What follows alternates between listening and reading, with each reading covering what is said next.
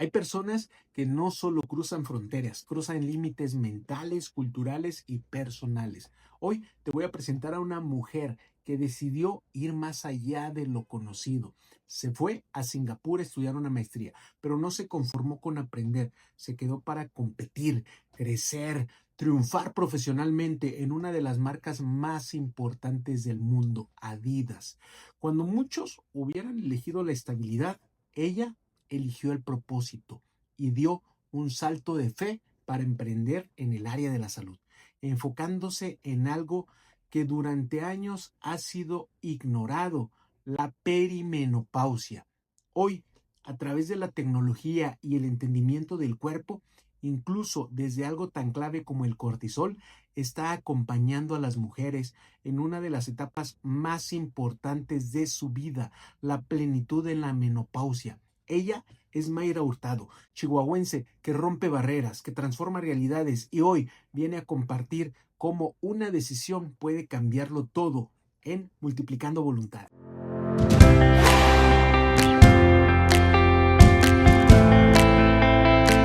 Excelente día, curanderos. Nos encontramos con Mayra Hurtado. Ella es emprendedora, ha estado en Adidas, tiene una gran trayectoria, pero principalmente está enfocando ahorita en un momento de su vida hacia las mujeres. Bienvenida, Mayra. Muchas gracias.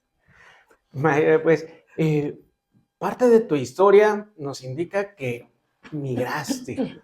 ¿Por qué decides salir del país en algún momento de tu vida? Yo creo que como que siempre he sido una persona muy curiosa. Y un empresario de Chihuahua me puso la semillita de que había muchas cosas interesantes pasando en Asia. Y cuando me gradué era como la curiosidad de querer saber y entender y conocer y aprender cosas diferentes. El conocimiento muchas veces te lleva a otros lugares, a ti te llevó a Singapur. ¿Fue primero ir a conocer, ir a estudiar? ¿Qué hiciste ahí en Singapur? Me fui a hacer una maestría. El objetivo, yo me había graduado aquí de comercio internacional, entonces, bueno, pues traes esas ideas de querer hacer internacional, comercio. vamos a ir a otros lados y a comerciar. A comerciar. Y entonces, cuando tuve la oportunidad de hacer una maestría, quería ir de alguna manera a Asia, y Singapur es un país que, aunque es pequeño, tenía muchas cositas muy interesantes, especialmente en la tecnología. Y bueno, la universidad es muy reconocida, es en inglés, y pues terminé allá. En algún momento dijiste, híjole, le dudo. Te digo porque tu historia me recuerda a una persona que admiro, que es mi hermano, ¿no? Pero él se va a Suiza y a la semana se regresa. Ahorita ya vive allá, estudió una maestría, estudió un doctorado, pero a la semana se regresó y toda la familia, no, ¿cómo? Sí, pero digo, tú en algún momento tuviste esa idea de decir, me regreso, esto no es para mí. Yo creo que siempre es difícil salir de lo que conoces. Y yo me acuerdo cuando llegué, como es un país muy estricto, cuando llegué, lo que más me asustó es que no sabía si estaba cumpliendo las leyes, si me iban a correr. Entonces, se te iban a arrestar. Me iban a arrestar. Entonces, y en general yo creo que sí, atreverse a salirse de su casa y un lugar donde todo es diferente siempre va a ser muy retador. Y siempre queda la espinita. Y lo empiezas a vivir como que dos vidas, porque quieres estar allá en tu casa con tus amigos, pero también quieres estar en este lugar que es muy emocionante con nuevas personas. Entonces siempre vives esa dicotomía. Y es complejo, al final de cuentas, pero cuando ya empiezas a orillarte hacia estar allá, ¿en qué momento es cuando dices, ¿cómo que Singapur siendo mío también? ¿En qué momento? Yo creo que cuando empecé a conectar con otras personas. Okay. Lo bonito de Singapur es que como todos, nadie somos de ahí. La mitad de la gente somos de fuera, y pues en la universidad, con una razón, realmente todos están en las mismas circunstancias. Entonces todo el mundo está buscando conectarse, aprender, hacer comunidad, y eso es lo que hace que una persona quiera pertenecer a un lugar, las personas. No, y aparte también se va generando un sentido de pertenencia o de identidad entre los Exactamente. grupos, ¿no? Aquí les pasa mucho a las personas que vienen a estudiar de fuera, el grupo de los foráneos, que ya no importa de qué lugar sea, sino que son los que no son de ese sitio, ¿sí? Y- Exactamente, sí. Y eso, justamente eso, yo estaba aquí en el TEC y tenemos el grupo de los foráneos de Parral. Y era justamente con los que más nos juntábamos en algún momento porque tenían ese sentido de pertenencia, de agrupación y se contagia. Cuando ya te decides de quedar, de concluir tu maestría, muchas veces pensamos que los estudios nos van a asegurar el éxito. A mí me pasó que de repente, ¡pum! Dices, no es cierto. ¿Tú te diste cuenta de algún momento de esa situación? Sí, claro, porque, bueno, para empezar, cuando me graduó de la carrera, me graduó en media pandemia, me tardé. Uy, momento No, perdón, no difícil. pandemia, antes de la pandemia, Antes, muchísimo no. antes, hace 20 Ok, años. no. Ya me estoy quitando años. Me gradué en una de las crisis del 2004 Ok. y sales de la escuela y piensas que lo vas a conseguir trabajo, sales con esa energía, me tardé meses en conseguir. Entonces es básicamente hacer lo que haya. Y lo padre de eso es que te da oportunidad de aprender de abajo para arriba. Lo mismo me pasó en la maestría. Tuve la fortuna de que hice las prácticas en Adidas y eso me dio la oportunidad de salir antes, pero cuando acabo la escuela, se acaban las prácticas, ya no hay, estamos en crisis, no No hay los dejan trabajo. trabajarme, Sí. no dejan contratarme para el trabajo y pues a buscar a ver qué más había. Y sí, me pude luego acomodar en otro lugar, pero no era necesariamente donde quería estar. Sí, muchas veces no es ni el sueldo, ni el lugar, incluso ni las funciones, ¿no? Para las que nos preparamos. Ahí yo, dentro de tu historia, he visto que comienzas en Adidas, pero no en donde terminas en Adidas. Empezaste como comentas, ¿no? Desde abajo, empezaste a acomodar, empezaste a hacer cosas. Ahí, ¿cómo es de que migras de estar a lo mejor en un puesto básico a encargarte de un departamento? Toma tiempo, a veces uno ve las historias en retrospectiva y todo se ve como que encajó y cuajó muy bien y la verdad todo es que incluso también así es con emprender. Todo toma tiempo, toma trabajo y es también tomar las oportunidades cuando se te presentan. A veces las oportunidades no son muy claras. Te tienes que lanzar cuando existe así como Ese feeling. ese feeling, pero además ese miedo. Cuando hay así como Un salto de fe. un salto de fe, exactamente. No, y es que la gente ve muchas veces el resultado. Yo les digo, cuando ven las medallas, ¿no? Digo que sí, se ven muy bonitas, pero no sabes lo que me costaron. Y esos saltos de fe, como comentas, ese feeling que a veces nada más es un sentimiento, un presentimiento. Un resentimiento. ¿Tú piensas que las oportunidades las generas tú, las crea el universo? Yo creo que es una combinación de dos cosas, Excelente. definitivamente. Creo que eh, es el estar atento cuando el universo te está poniendo las cosas sobre la mesa y tomarlas y también es trabajar para estar ahí. Porque simplemente cuando me entrevistaron la primera vez para estar en Adidas, yo era una de las 4 personas. Okay. Una de las chicas había sido editora de Vogue, entonces pues era más, concordaba más, ¿no? Dos de los chicos uno tenía un doctorado y y los dos eran súper deportistas, entonces yo iba compitiendo con ellos tres. Yo ni era deportista, yo había estado en Más finanzas, muy, muy diferente, entonces Uh-huh. yo no pensé que yo fuera a ser y aún así fui. Para liderar un equipo de marketing, ¿no? Bueno, ahí iba a empezar a hacer primero prácticas, Okay, o sea, ni siquiera iba a competir para las prácticas. Correcto. Entonces, yo realmente fui porque alguien me recomendó, los maestros me recomendó. Entonces, sí creo que el mundo va poniendo las piezas, pero uno tiene que ir poniendo de su parte para que te pongan en el lugar correcto. Dicen, Dios te pone la lancha, pero tú tienes que remar, ¿no? Sí, exacto. Y te da una lancha para que la vayas construyendo, arreglando, adecuando. Actualmente, bueno, no actualmente, en ese momento, ¿tú te sentías a gusto con la lancha que estabas construyendo? Yo en ese momento lo único que quería era remar y construir. Sobrevivir, casi, casi. Yo creo que estaba muy emocionada simplemente de estar ahí, de haber tenido la oportunidad. Y no había un trabajo muy pequeño para mí, ni una lancha muy pequeña, ya estaba ahí. Ya estoy en la lancha, o sea, ya estoy ya estoy navegando, Ya ya estoy lo estoy navegando. logrando, ¿no? Porque al final de cuentas en ese momento pues era, estoy alcanzando, a lo mejor no en donde quiero, pero estoy por donde quiero estar. ¿Sí? Exactamente. Ahí, ¿qué logras en Adidas? Pues cuando regreso a Adidas, después de que no pude estar ahí, me fui un año a trabajar en una empresa de biotecnología. Y cuando regreso a Adidas, regreso casi remando contracorriente porque querían que fuera una persona local que tomara el puesto y además iba a cubrir un puesto temporal, ni siquiera era un... Entonces era dejar lo que había, lo que tenía, por un puesto temporal. Okay. Hacía aventar el lado a ver qué. Y lo que yo creo que sirvió mucho era esas ganas de querer estar, de querer aprender, el hambre de cierta manera y el saber que aunque yo era una graduada de una maestría, de una buena universidad, no, no te aseguraba. No me aseguraba nada y que además pues tenía y podía empezar desde cero.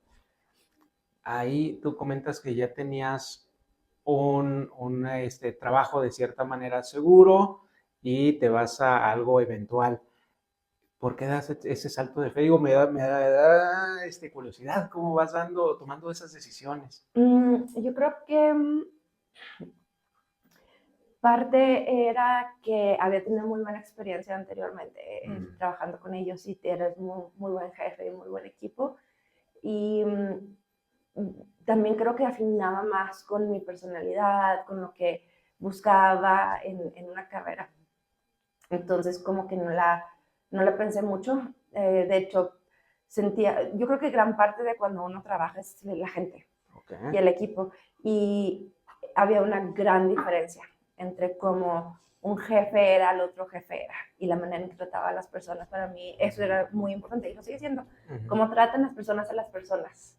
Sí, eso es esencial a final de cuentas y es lo que te hace tu ambiente cómodo, agradable, que estés a gusto en un sitio, ¿no? Sí, independientemente de cómo me trataran a mí, era cómo trataban a las personas. A los demás. Y ahí, ¿qué haces para llegar a liderar un departamento? Creo que fue igual una combinación de cosas. Una es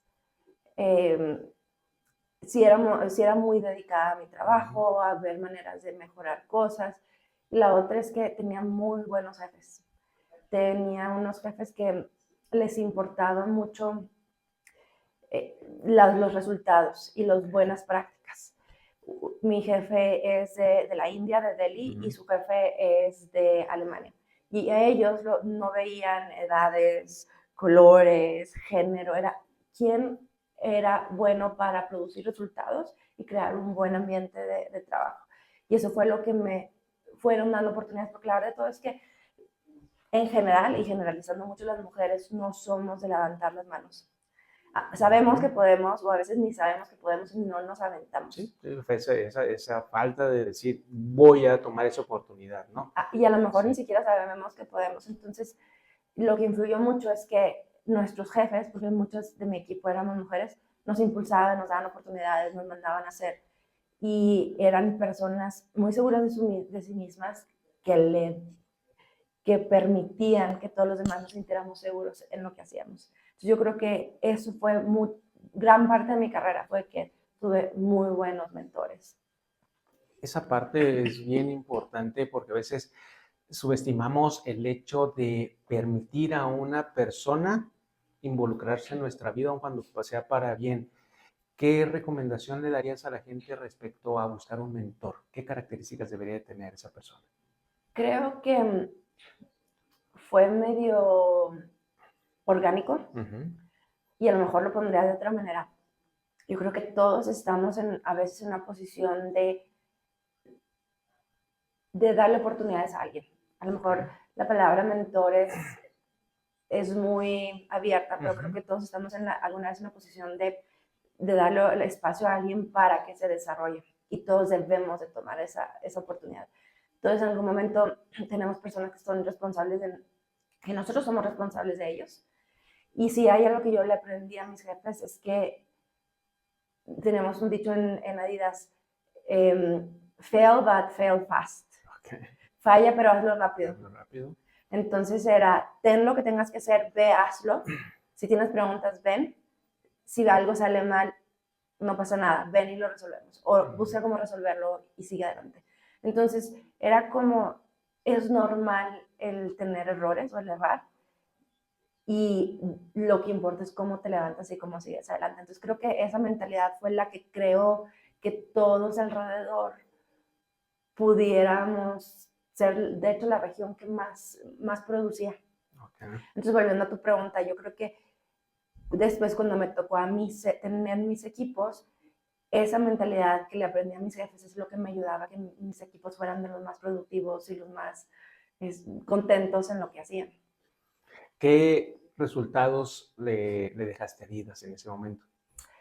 Pues nosotros triplicamos como equipo, porque bueno, al final de cuentas somos un equipo, ¿no? Yo creo que nada se logra solo, entonces como equipo triplicamos las ventas, pasamos como de $300 millones en la región a casi $1 billón en aproximadamente 6, 7 años.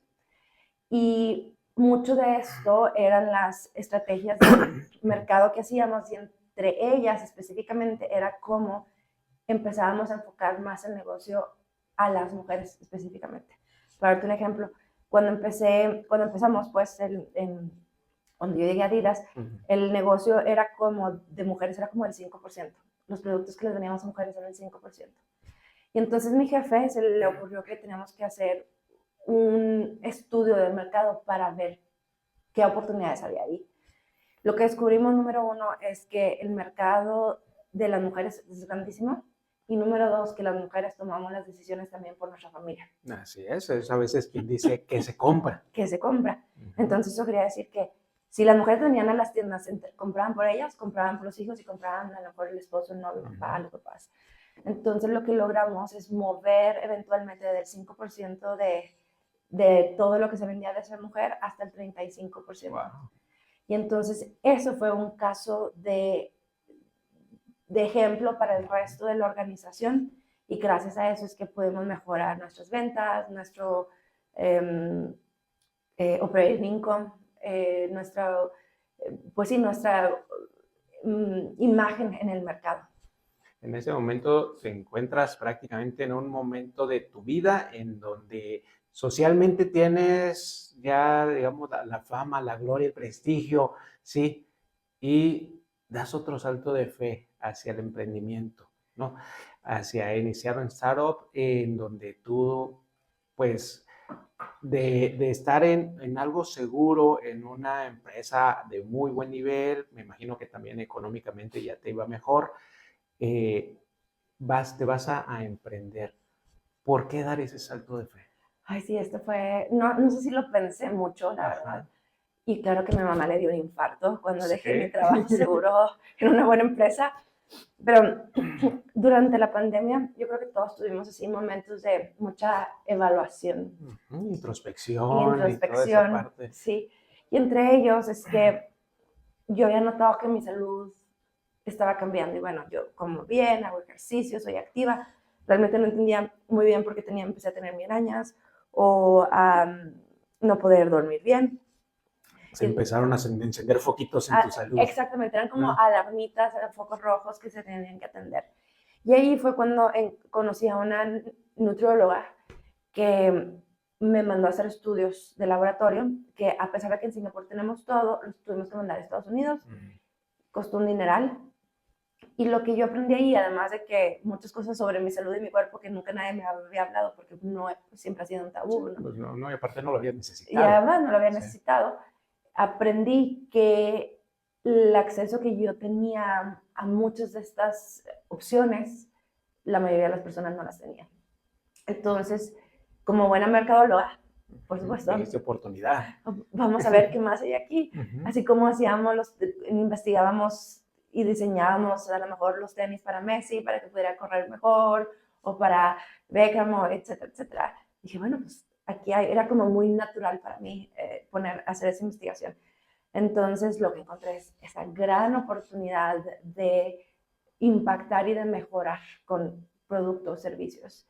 Y ahí así fue como conocí a mi socia. Y decidimos que teníamos las herramientas, teníamos el momentum, teníamos la oportunidad y sobre todo había la gran necesidad de atender un gap. Hay una frase que a mí me gusta mucho que dice que si o trabajas para los sueños de alguien o trabajas por tus sueños. ¿Eso influyó algo en esa decisión en ese momento? En ese momento no, y más adelante sí. Más adelante, porque claro que hay momentos que te quieras bajar, es más bonito que te llegue tu cheque cada mes. Es muy distinto. Es muy distinto. Sí. Y creo que, y a veces dudas, ¿no? De que lo puedes hacer tú sola. O, bueno, no sola, pero... No, pero sí sin estructura. El proceso, ¿no? O sea, de crecimiento. Sí, claro, y sin esta estructura de las marcas y donde ya tienes el abogado ahí pagado y cosas así. Y sí, lo que me decía, y a veces todavía me lo digo, es si se lo construía alguien más, bueno, con otras personas, ¿por qué no lo puedo construir yo y no encontrar a las personas que lo puedan construir conmigo?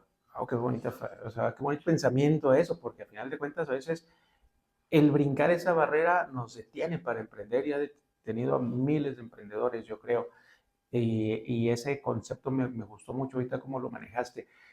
Ahí, ¿cómo le aconsejas a las personas que están decidiendo el día de hoy iniciar un emprendimiento que crean en lo que están haciendo? Yo creo que a veces subestimamos lo complejo que es empezar un proyecto y le decimos a las personas, échale, dele. Y las circunstancias de cada persona son muy diferentes. Entonces, sí trato de ser un poco cuidadosa de no es para todos y tal vez todos lo pueden hacer. No el echaganismo normal. Exacto. Yo estoy en contra de eso, o sea, porque al final de cuentas también, y está visto en la historia, hay una empresa exitosa, muchas veces trae 2, 3, 4, 10 fracasos, ¿no?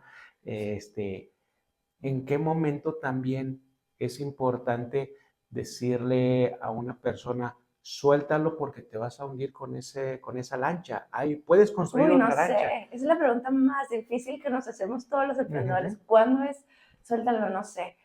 Regresando a la pregunta anterior, lo que sí quiero decir es que la mejor manera de asegurar el éxito es acercarse a las personas correctas o a todas para encontrar a tu tribu. Y lo que a mí me ha funcionado es cuando algo no funciona, son dos cosas. Una es buscar personas, buscar conectarme, y la otra fue una frase de Messi que ¿Cuál? Una de las veces que estábamos en las oficinas de Alemania, invitaron a Messi a dar una plática. Y le preguntaron, claro, varias preguntas, pero la que más se me quedó, le preguntaron, ¿qué haces y cómo enfrentas el fracaso, la vida, las circunstancias? Porque pues, ha habido muchas circunstancias en tu vida. Y él dijo, cuando algo se pone difícil, lo que hago es simplemente me hinco y le digo, Señor, está en tus manos, guíame en lo que tú quieras. Y para mí eso fue como una gran manera de, pues bueno, de soltar, de pedir ayuda y de sentir que no estás solo o sola en ese momento. Y cuando viene del greatest of all time, el GOAT, el ser supremo, al final de cuentas. cuando viene de pues de alguien que es tan exitoso, realmente dices, es que pues sí, es que somos falibles como humanos. Podemos fallar como humanos al final de cuentas, y como humanos pues al final de cuentas también es parte de nuestra naturaleza creer en ese ser supremo. ¿Qué lugar ocupa Dios en tu vida y en tus decisiones? Yo creo que está en todo, definitivamente. Y creo que sí, y puedes, como dices, puede ser Dios, universo, como que lo conciba cada persona. Como lo conciba cada persona, y sobre todo porque en Singapur pues hay tantas religiones, ¿no? Nosotros somos la minoría. Y creo que lo que he aprendido en ese camino es que sí hay un plan que tienes como que soltarte para que surja, para que fluya. Y sí, y sí tuvo que haber una influencia de eso para que lleguemos a donde estemos, porque no fue fácil, no fue de no más, porque sí fue porque se quiso así. Y se trabajó Y se trabajó. y persististe, ¿no? En ese camino también. Dentro de ello, comentas de que tomas la decisión, ya haces tu salto de fe, comentas de conocer a las personas adecuadas. Bueno, me gusta mucho tu concepto, que no nada más a las personas adecuadas, sino conocer a todo tu entorno, conocer a todas las personas. Pero, ¿cómo tomas la decisión de asociarte? Me comentas que con una mujer también, ¿no? Para un tema relacionado a la salud, si tú vienes de otra área. La verdad se me hace que no lo pensé tanto, Okay. A veces me pongo a pensar y no lo pensé en nada, nomás se me hacía como muy lógico y muy natural y fluí. Y, y así como fue con ella, ha sido con varias personas. Algunas veces he fallado, la mayoría no. Creo. Tienes un buen sexto sentido, como dices. Pero las fallas han sido duras, eso sí. Pues sí, al final de cuentas, duele caerse, pero pues hasta ahorita aparentemente todas te has levantado y eso es muy bueno. Seguimos. Pero sí, es todo. Yo realmente sí pienso que todo lo que se hace en la vida se hace por las personas, con las personas, a través de las personas y para las personas. Así es la filosofía. Ahora, tú dentro de eso todavía le pones un apellido más para las personas femeninas, ¿no? ¿Por qué te enfocas en las mujeres en el área de la salud? Yo creo que los problemas que tenemos en el mundo son muy grandes, muchos, muy variados. Y creo que todas las personas tenemos diferentes como habilidades o regalos que nos da la vida. Y si usamos esos en enfocarnos en un pedacito de esos problemas, o digamos de un país muy grande de problemas, puedes hacer una gran diferencia. Podemos hacer una gran diferencia. No tenemos que resolverlo todo, nomás tenemos que utilizar las habilidades que ya tenemos en un pedacito y hacer mejor ese pedacito. Y específicamente este pedacito resulta que, según dicen las estadísticas, que por cada dólar que le invertimos a la salud de la mujer son $3 para la economía. Entonces es un pedacito del pie que tiene implicaciones más en lo macro. En lo macro. Y al final de cuentas, si tenemos algo seguro, el ser humano es cuando nacemos, es la muerte. Pero las mujeres, si tienen algo seguro, si sobreviven al tiempo estimado de vida, que actualmente es alrededor de los 75-80 años, es la menopausia. Y tú te enfocas en algo que prácticamente todas las personas, mujeres que lleguen a ese punto, van a haber pasado por una situación. ¿Cómo surge ese chispazo? O sea, porque, digo, hay grandes ideas, pero tú tienes una gran idea de un gran, no le voy a decir problema, de una situación que le va a pasar a la mayoría y que muchas veces desconocen, a pesar de que ya tienen una madurez distinta como es en la pubertad. En la pubertad la niña se espanta porque dice, me están creciendo vellos, está cambiando, me están creciendo los pechos, y no sabe qué está pasando con su cuerpo. La mujer en una edad más madura que ya está cursando con ese proceso, también desconoce lo que está sucediendo en su organismo. ¿Por qué se enfocan en ese punto que prácticamente toda mujer que llegue a determinada edad va a pasar por ahí? Sí, igual fue muy metódico. Para empezar, era lo que nos estaba pasando a nosotras, ¿no? Entonces, como que ahí fue donde observamos, lo quiero resolver para mí. Empezamos a buscar las opciones y eran pocas. Entonces pasamos a la data, como buenas mercadólogas. Empezamos a ver las data, gran gap en los cuadritos. ¿Y qué nos dice entonces las estadísticas? Hay más mujeres en posiciones de decisiones, hay más mujeres haciendo preguntas, hay más mujeres que están buscando mejorar su salud. Y además, como dices, si vemos en retrospectiva, en algún momento la parte de la pubertad, hablar de la menstruación, simplemente, yo comentaba, a mí me da mucha pena ir al súper a comprar toallas sanitarias, mandaba a mi mamá. Y ahorita todo eso ya cambió. A las niñas no les da pena hablar de eso, ya hay muchísima más información. Entonces se generó ya un movimiento y un cambio en ese tema. Entonces para mí era como muy normal. Ahorita ya hay personas que quieren hablar de eso, lo que sigue es que se transforme como se transformó esa conversación. Y eso es lo que vemos ahora en los últimos, cuando nosotros empezamos a armar el negocio y a tener estas conversaciones, hubo gente que nos pidió que quitáramos la palabra menopausia y perimenopausia de nuestras presentaciones. ¿Cómo? Si era la parte más importante. La más importante, mujeres de nuestra edad que lo entendían. Sí. Y claro, o sea, pues es que ha sido un tema que casi que se trata como que, ay, ya no sirves porque estás entrando a esa edad, ¿no? Entonces, es un tema muy emocionante. No, y aparte es un tema en donde es a mitad de la edad productiva de las personas, no reproductiva, porque al final de cuentas marca como que el final de la edad reproductiva, pero de la edad productiva estamos a la mitad. Exacto. Entonces nos queda todo un camino, pero como dices, el estigma social, pero aquí la parte que me interesa mucho es, tienes una idea, tienes ya la compañera para esa idea, que es hacer tu socia, dentro de ese emprendimiento, ¿cómo levantas capital? Ay, eso fue todo un tema. Estadísticamente, las empresas o la investigación en salud de la mujer recibe aproximadamente entre el 2 y el 4% del capital de riesgo. O bueno, de la inversión en investigación, recibe entre 2 y 4%. Y si eres mujer en tecnología de la salud de la mujer, tus posibilidades de levantar capital es del 2%. Es realmente limitado. Entonces, ¿qué sucede? Que hay muchos proyectos y que muchas personas tienen, y generalmente vienen mujeres, porque como somos las que lo sufrimos, es las que los queremos resolver.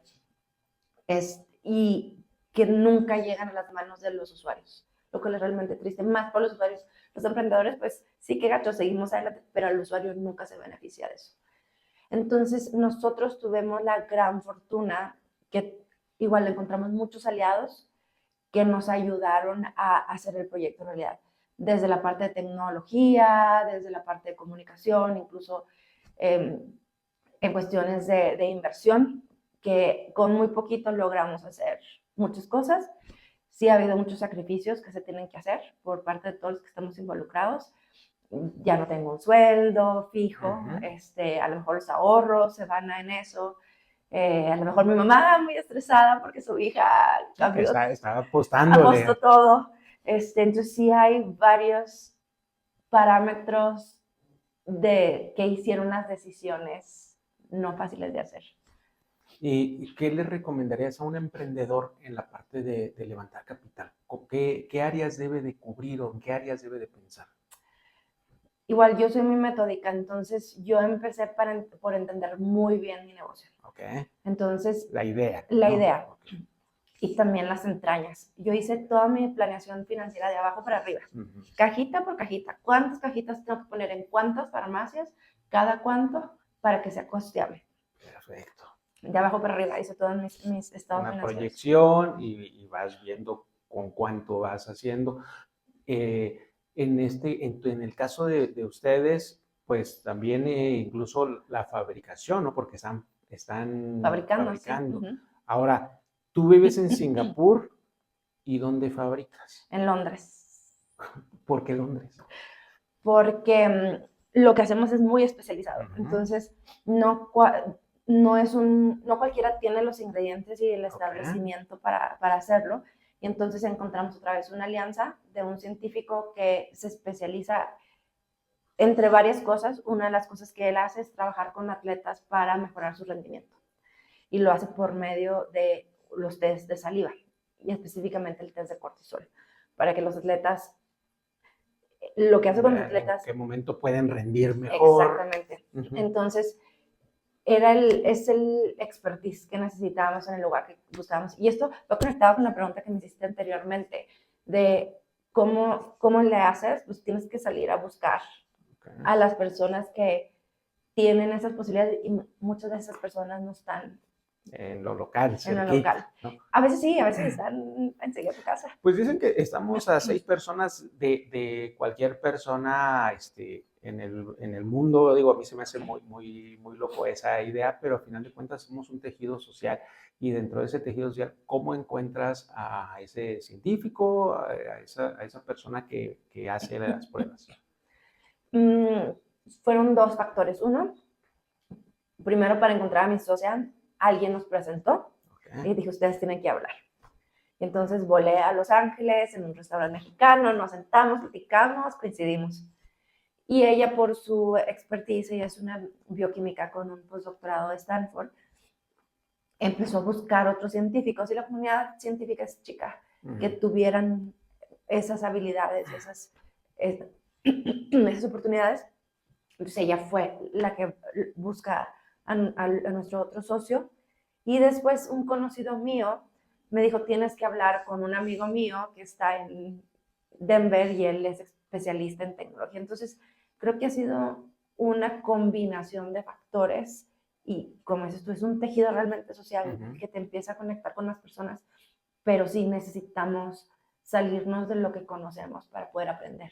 Ahora, dentro de las capacitaciones de networking, cuando nos dicen que vayamos a presentar un speech, muchas veces nos comentan de que tengamos ya algo estructurado menos de 1 minuto. ¿Tú tenías tu speech preparado? No. Sí y no. Yo creo que tenía una idea de lo que quería y no tenía ni idea de ¿Cómo? lo que estaba haciendo. Okay. Y la verdad es que a través del tiempo el pitch ha cambiado mucho.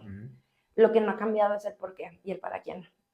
Y entonces hemos aprendido que se tiene que ir adaptando a las etapas, a las personas, al momento, porque a lo mejor si vas con un científico es un poquito diferente que si vas con un inversionista o con un médico, porque hay muchos stakeholders, hay como muchas personas que necesitan, tienen que ser parte de alguna manera. Entonces ha cambiado, pero el corazón no cambia. Me encanta esa idea de mejora tu cómo, pero no cambia ni el por qué ni el para qué. ¿Cuál es el porqué de tu emprendimiento? El por qué es porque todos tenemos que buscar incidir. ¿Por qué? Porque si los atletas tienen acceso a esa tecnología, ¿por qué el resto de la humanidad no? Y el para qué es para que las mujeres podamos ser más responsables sobre nuestra salud. Porque si tengo que admitir que como mujeres, yo puedo decir, ay, pues es que nadie me dijo, nadie me explicó. O sea, sí, pero es mi responsabilidad hacerme consciente de mi cuerpo, estudiar, aprender, cuidarme, como cuidamos a las mujeres, cuidamos a todo el mundo alrededor, también tengo que empezar a cuidarme a mí. Entonces, ¿para qué? Para que tengan las herramientas de hacerse responsables de su cuerpo. Pero también dentro de la filosofía, uno de los niveles más altos y difíciles de alcanzar es el autoconocimiento. Y la mujer, como comentas, socialmente siempre ha sido la cuidadora, pero a quien descuida regularmente es a ella misma. Y lamentablemente se da cuenta de eso a veces cuando ya se fueron los hijos, cuando ya enviudó, y entonces estamos hablando ya de un ocaso de la vida, dolorosamente, pero tú estás hablando de un momento de plenitud, que es la perimenopausia. ¿Qué es la perimenopausia para quien no conoce? Y me encanta que lo digas plenitud, porque sí, es un momento de plenitud. Generalmente, bueno, lo que sabemos es que la menopausia es un día en la vida de las mujeres. ¿Sí? Es el último día que tuvimos nuestro periodo y no lo sabemos hasta un año después de no tenerlo. Entonces, generalmente, de los 7 a los 10...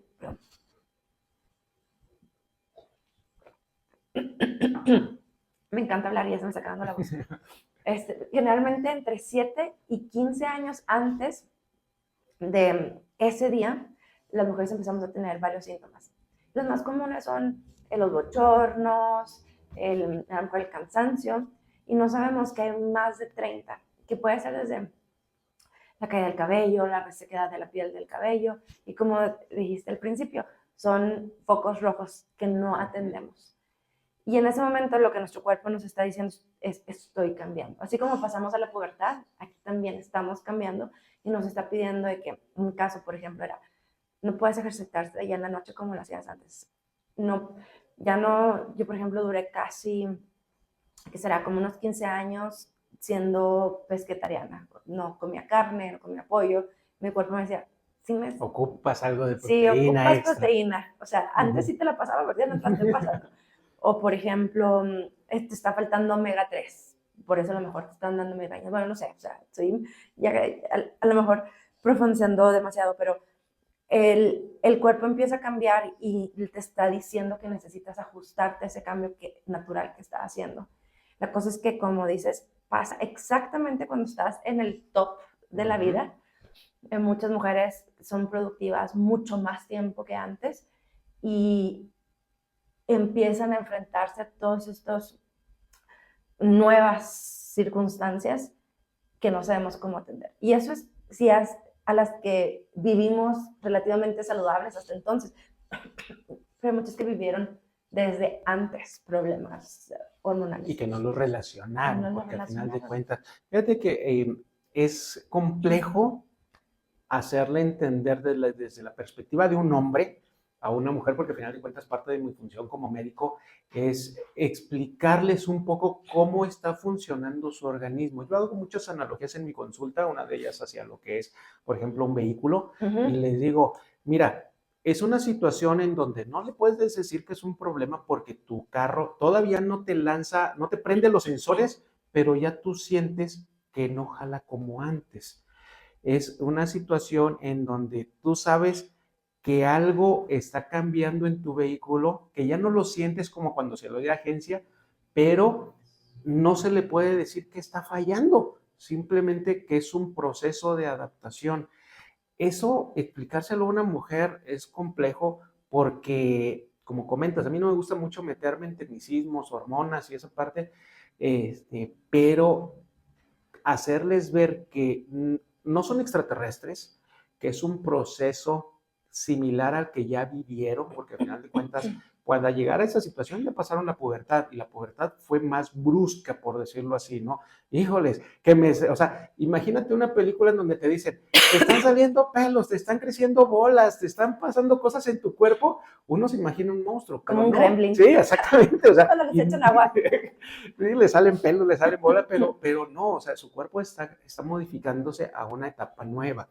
Aquí su cuerpo a lo mejor no tiene tantos cambios físicos y eso es lo que la haga menos perceptible, pero menos perceptible en lo social, en lo general, pero en lo interno, la gente empieza a sentir que está terminándose su vida. ¿Por qué crees que llegan a pensar eso? Yo sí pensé eso cuando me regresaron mi papelito que con todos mis resultados de laboratorio decía premenopausia. Dije, llegué al final. Literalmente llegué, aquí llegué. Y yo creo que es más lo que más pesa sobre eso que explicas y por lo que a lo mejor es difícil que los médicos que se meten tanto al tema y que se meten a explicárselo, es que el contexto y el tabú y el peso social del tema es tanto que nos cerramos y no queremos escucharlo. Cuando en realidad lo que les estás diciendo es, no, o sea, es simplemente un proceso, no pasa nada, sigue, hay que hacer ajustes. Entonces yo creo que gran parte del trabajo que nosotros hacemos del por qué y el para qué es cómo cambiamos la narrativa para que las mujeres entendamos que es totalmente normal. Y por eso espacios como este para nosotros es tan importante porque nos dan la oportunidad de comunicar es normal, más allá del salón. No, y en una etapa de plenitud, que no sientan que están llegando al ocaso, en una etapa de plenitud, que comprendan que su cuerpo está cambiando, que no va a haber una transformación física como en la pubertad, pero que a final de cuentas son cambios que van a impactar en lo emocional, en la calidad de vida, porque también hay alteraciones del sueño, hay alteraciones en los procesos del manejo de estrés, hay alteraciones en el metabolismo. O sea, a lo mejor físicamente no voy a decir, me estoy cambiando, pero sí algo dentro de mí está funcionando distinto. ¿Qué es la intervención que tienen ustedes dentro de esa parte de la salud? ¿Qué es lo que le ofrecen a las mujeres?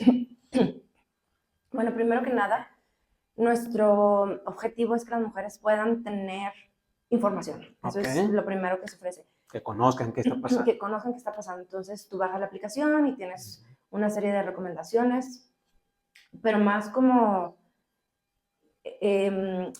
pedacitos de información de qué es lo que puede suceder. Como vamos a hacer la analogía como la etapa de un embarazo. Estás en los primeros 3 meses, tu pancita no crece, está pasando esto, ¿no? Ahora, esa aplicación ya existe ahorita. La aplicación existe. ¿Cómo se llama? Se llama Hormony. Ok. Está disponible, se puede bajar ahorita. Ahora, el objetivo de Hormony es que eventualmente una mujer pueda tener todo su panel hormonal en esa aplicación por medio de pruebas rápidas de saliva. Wow. Te tomas la prueba de saliva, la pones en una tablita como las de embarazo y luego le tomas una foto con el teléfono y te dan los resultados en minutos de tu nivel hormonal. ¿Qué resultados te dan y cómo lo traduce la usuaria? La usuaria. Ahorita el test que ya está disponible, que ya se vende en el mercado, es un test de cortisol. Correcto. Entonces sabemos que el cortisol sigue un patrón diurno. Tiene que levantarse en la mañana para que te puedas salir de la cama, bajar en la noche para que puedas dormir. Entonces lo que la aplicación hace es te toma la prueba, le toma la foto a la prueba, te da un valor para que vaya mapeando tu curvita y en base a esa curvita nosotros podemos ver si estás en rango. O si lo traduzco como lo hacemos con los atletas, cuando un atleta se está preparando para el mundial, por ejemplo, queremos que cuando entrene esté en esta franja verde. Si está por abajo de la franja, no lo estamos empujando lo suficiente estrés para que su rendimiento esté dando. Sea óptimo. Sea óptimo. Si le estamos empujando demasiado, hay una correlación con su inmunidad. Entonces quiere decir que lo estamos... Está en riesgo de que se lastime, de que se enferme. Es lo mismo con todos los humanos, especialmente las mujeres. Creemos que el cortisol esté dentro de ese rango para que viva un día saludable, con energía, con rendimiento. Si está por debajo, probablemente va a estar cansada, irritable, su rendimiento no va a dar. Y si está muy por encima, igual no va a poder dormir, va a tener ansiedad, y si no puede dormir, se vuelve el ciclo vicioso. Rompiendo paradigmas ahorita con el cortisol, porque tengo muchos pacientes que a veces me llegan, oiga doctor, que estoy alto, y digo, felicidades, está vivo. Son como las emociones, no es un problema, hay que gestionar las emociones y hay que gestionar y administrar su cortisol. Yo les digo, su cortisol es lo que lo despierta, lo que lo mantiene activo, lo que lo mantiene vivo. ¿Quiere mantenerse activo? Sí, entonces tiene que convivir con su cortisol, ¿sí? Me gusta mucho lo que están haciendo en ese aspecto de decir, a lo largo del día, mi nivel de cortisol tiene que ir cambiando, ¿no? Esa parte, ¿cada cuánto recomiendan hacer, por ejemplo, la prueba en algún periodo de su vida? Bueno, un poquito más atrás de tu pregunta. Estoy en una campaña de cambio de imagen del cortisol. ¡Ah, qué bonito! O sea, bueno, vamos a ponerle corbata. Ah, no, corbata no, en este caso vamos a maquillarlo. Vamos a maquillarlo un poquito. El cortisol, como dices, es fundamental para que vivamos. De hecho, si no tienes cortisol, es una condición médica seria. Así es. Entonces, el cortisol es la hormona de la energía. Ese es el rebranding que le hice al cortisol. Y necesitamos que el cortisol se levante y muchas personas lo que puede suceder es que cuando te despiertas está tan bajo que no tienes energía. Y a veces las cosas que tenemos que hacer son bien sencillas, como no agarrar el teléfono en cuanto te despiertas, salir a caminar a ver el sol para crear vitamina D.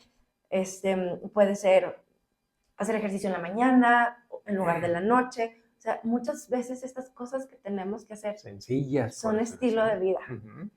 Y a lo mejor sí puede haber suplementación y a lo mejor nosotros lo que sí recomendamos es que si está muy fuera de rango, siempre consulten al médico, ¿verdad? Eso es básico. Nosotros damos educación para que puedan hacerse las conversaciones. Me agrada mucho esa parte, porque ahorita dentro de los estilos de vida modernos que se están dando y modas, de cierta manera, lamentablemente estamos cayendo en situaciones que ponen en riesgo incluso a veces la salud, ¿no? Lo que comentabas hace rato respecto a tu dieta sin ciertas proteínas, lo que estamos viviendo ahorita con la calidad del sueño, los ciclos invertidos de cortisol que se están dando. Entonces, qué bueno que comentes esa parte de no descuidar lo profesional. Fíjate que si por algo hice clic con su proyecto, es esa parte. No están sustituyendo, están complementando y mejorando la vida de una mujer en la etapa más productiva y más plena que puede tener. Hacerle entender que es un proceso, pero también que si hay cosas que requieran atención psicológica, médica, psiquiátrica, lamentablemente también incluso en algunas ocasiones, sí, cambios de estilo de vida que necesiten un coach incluso de yoga, un coach de físico, que acuda, ¿no? Yo creo que esa parte es bien importante.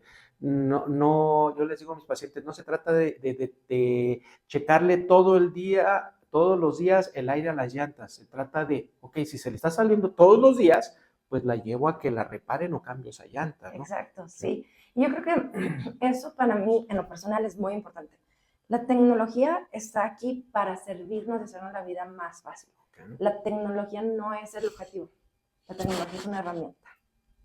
Entonces, es como el medidor de la llanta. Sí. El objetivo no es el medidor de la llanta. Sí. El medidor de la llanta es la herramienta para entender la llanta. Entonces, cuando nosotros creamos tecnologías, lo que buscamos es que cómo podemos facilitar un proceso que ya existe. Y en este caso, creemos que, número uno, cómo podemos hacer las conversaciones más informadas con datos, así como lo hacen los atletas, llegan con su equipo de especialistas y les ven todos los datos y ellos les dan los planes, algo así. Pero sobre todo, un problema que hay ahorita es que hay muy pocos médicos y tienen muy poco tiempo. Y tenemos muy pocas herramientas o herramientas muy costosas también. O herramientas muy costosas. Entonces, sí. En este marco hay muchas oportunidades para facilitar en la salud que los humanos podamos atendernos mejor en general. ¿No? Y a final de cuentas eso no nos va a garantizar una vejez digna, pero nos acerca mucho a ello, ¿no? Y dentro de esta parte, qué bueno que haya emprendedores como tú que están preocupados no solamente por la parte económica, sí, muchas startups están yendo hacia esa parte, sino hacia el área de la salud, que como comentas es un porcentaje muy bajo, pero tomaste un mercado muy amplio, ¿sí? Eso habla de visión, habla de toda la preparación previa que tienes.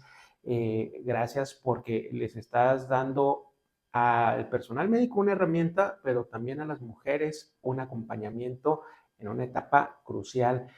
Como comentas, la información les ayuda mucho, la aplicación, el hecho de que tengan un modo de decir, yo como les comento a mis pacientes que son diabéticos, ok, ya me chequé, ahora tengo mi azúcar alta, tengo que a lo mejor medicarme, tengo que hacer un cambio en mi estilo de vida, no nada más es el saber por qué, o sea, la información, no nada más es checarme, sino también tomar una acción. ¿Qué acción es la que le recomiendan a las mujeres una vez que ya se testearon? Sí, bueno, las recomendaciones en la aplicación son como de entrada, ¿no? Son las básicas, porque también yo creo que es muy importante reconocer que el cortisol es un pedacito de toda la información de tu cuerpo, entonces hay muchas cosas que lo pueden estar moviendo. Y nosotros lo que hacemos es, primero que nada, te decimos, ok, estás en rango, fuera del rango, ¿qué significa generalmente? Okay. ¿Cuáles son las posibles razones por las que está pasando? Y cuáles son algunas 4 o 5 cosas que pueden mejorar excelente. esa situación. Pero siempre desde el lente de que esto es un primer paso al autoconocimiento. Y es mejor a no tener nada, a no tener, es mejor que el status quo, digamos. No, es un faro, a final de cuentas, es un faro.